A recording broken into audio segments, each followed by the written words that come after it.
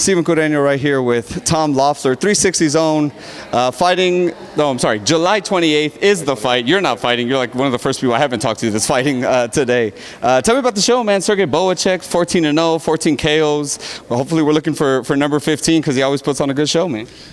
Sergey was out here at the media training today. He was with Abel Sanchez. This will be his first 10-round fight. It's a step up for him, and we'll see if he can keep his knockout streak alive. 14-0, like you said, with 14 knockouts, perfect record. But as the competition gets better, you know, it's harder to keep those knockouts alive. But the main thing is for him to get the experience, for him to win. We got some other exciting fighters that were here. Marco Deckman was here. He's got a big female fan base. Yeah. They always show up there at the Hollywood Club. The Tecate girls are going to be there. The Ocean Honda girls are going to be there. Mario Ramos. Oh, yeah. Mario Ramos will be there, 8-0 with 7 knockouts. Adrian Corona will be there. This is his home gym here in South El Monte with Ben Lira. So, yeah, we're really excited about this show. It's a great show, man. Well, how many Hollywood Fight Nights is this now? It's number 6? I was going to say 8. Yeah, we're getting up there, man. It's a beautiful show, man. It's a popular series. Yeah, no, yeah. I like it a lot, man. It's a lot of fun to go to. What's the Sergey's 14-0, 14 KOs? Around that time, we start kind of seeing, you know, maybe top 15 guys, things like that. But Abel is definitely a big believer in taking your time, making sure the guy's ready when he gets there. Right. Is that a struggle sometimes with fighters who, you know, want to rush, want to kind of get there and kind of promoter and trainer? Is that kind of a struggle with the team to kind of get all in the same wavelength? Not with Sergey. He believes 100% in Abel's strategy. We've been definitely increasing the competition for him. He had, I think, still the best fight ever at the Hollywood Fight Nights. Remember when, I think it was in the first show, where he got knocked down. The ref started, and then he popped up, knocked the other guy down, and the ref was counting him because he had the first knockdown. So he's an exciting fight. He's always all action, non-stop fighter, and that's why he's become a fan favorite.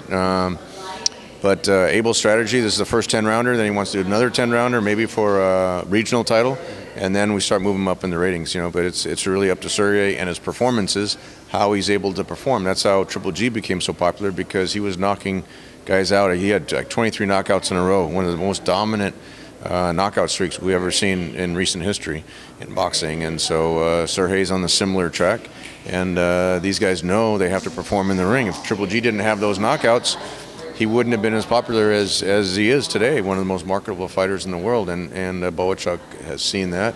He's trained with Triple G up there in Big Bear, and knows his responsibility of what he has to do in the ring and outside the ring in order to further his career. It's going to be an exciting fight, man. I'm excited to see the progress. I love kind of watching a fighter kind of in this process, you know, he's fighting Fernando Marin, 16-3 with 3 draws. So he's fighting a solid guy, and like you said, you know, you see future world champions. Look, Brian Ceballos fought last year on the show. Ryan Martin fought on the show. You know, and now with Boachuk, Ali Akhmedov fought on the show in the last fight. So you know, Ali had a great performance at Madison Square Garden. Ceballos had a great performance at the Garden on the Triple G show. So you get a chance to see up close and personal these guys progress, and you can look back and say, once they become a world champion, say, well, I remember I saw him in Hollywood when he was you know, 24 years old, or when he was 14 fights. Yeah, you have that picture with them, you know, right there, because they're all right there. They're all around, the autograph, all that. They're happy to sign photos or take photos at that time, yeah. Definitely, man. I just want to get your take on your big boxing head. Manny Pacquiao looked phenomenal this weekend against Keith Thurman. 40 years old, doesn't look, you know, a day over 30, really. What were your thoughts when you saw him? Look, Manny's turning the clock back on these young guys. You know, beating Broner, beating Thurman. It's really impressive what he's been doing with Freddie. You got to give him a lot of credit. I know Sean Gibbons is involved now, and we're happy for Sean, happy for Manny especially. I've met Manny a number of times, really like him. Really down-to-earth guy, what he's trying to do in the Philippines, also with being a senator. You have to respect that, and you know, I've known Freddie probably 20 years now, so with the success that they've had, you're always happy to see a guy succeed like that, and I was definitely a great thing to see. At the same time, you got to take your hat off to Keith Thurman when you know, the way he lost and the way he was humble after the fight. You got to give him respect as well, and that's the type of guy, when you're in those high-profile fights. I think Kevin Ioli wrote an article about that you know, his career, he can really you know, kickstart his career again after high-profile fight like this. It just seems like Keith needs to somehow kind of get back into that boxing spark. He seemed really laid back. When I saw him sleeping in the car on the way to the arena, I'm like, he's maybe a little bit too laid back. Too relaxed. Yeah, but Manny, you got to give Manny huge credit for that, winning a title. I think I saw a statistic, the 5th oldest fighter to win a world championship, winning his title at 40 years old. So respect to Manny Pacquiao.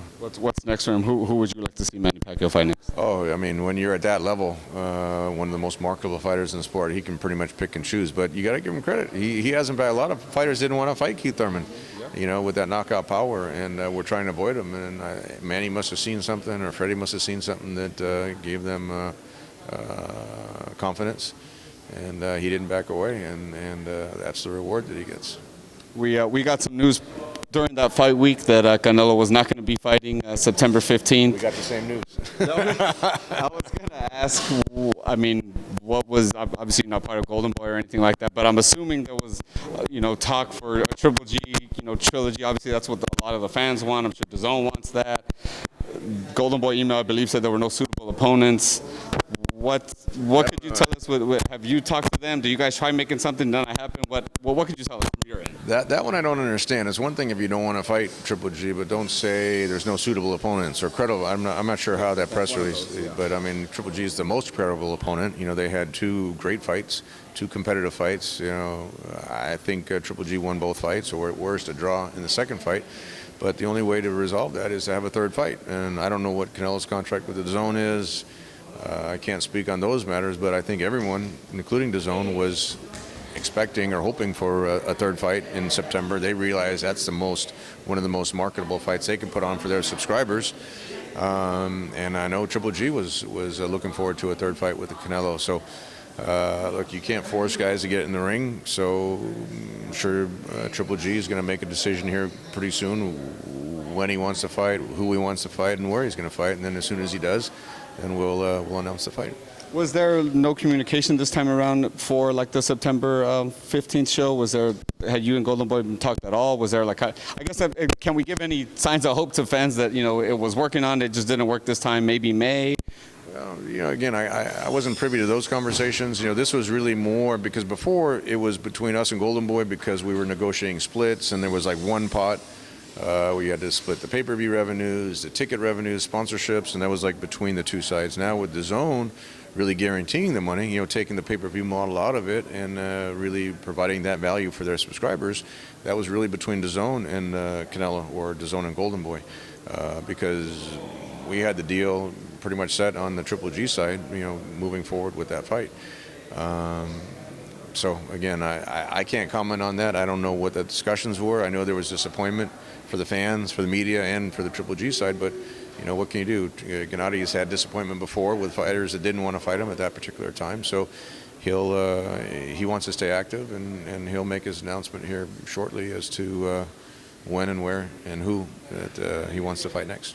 Were you guys going to jump on that September 14th date? Because we were talking to some of the media members, and I'm like, Triple G, that's the door's open now. People still want to do the carne asada, still want to do the barbecue. You know what I mean? We're still trying to get together and see a scrap. I mean, and is it going to be Triple G? Do you think maybe that day? I think it makes sense. Again, it's up to Gennady, but I think it makes sense. If Canelo didn't want that date, I think it makes sense for Gennady to take it. I know he wants to, after his performance against Steve Rolls, that knockout win with the 1 punch, you see his power still there, his timing's still there, everything is still there. Everyone talks about, he just turned 37 and he's so old, but look what Manny did, and Triple G has a very clean lifestyle, trains very hard, one of the hardest working fighters I've ever worked with, and I don't see any slowing down with him. So the good thing is there's a lot of opponents now for him to choose from. So if Canelo doesn't want the fight, I'm sure that he'll choose somebody else that Dazn will approve and go forward from there. 160, 168? That'll be up to Gennady. He chose the catch weight the last time, 164. So we'll see what he wants to do at this time around.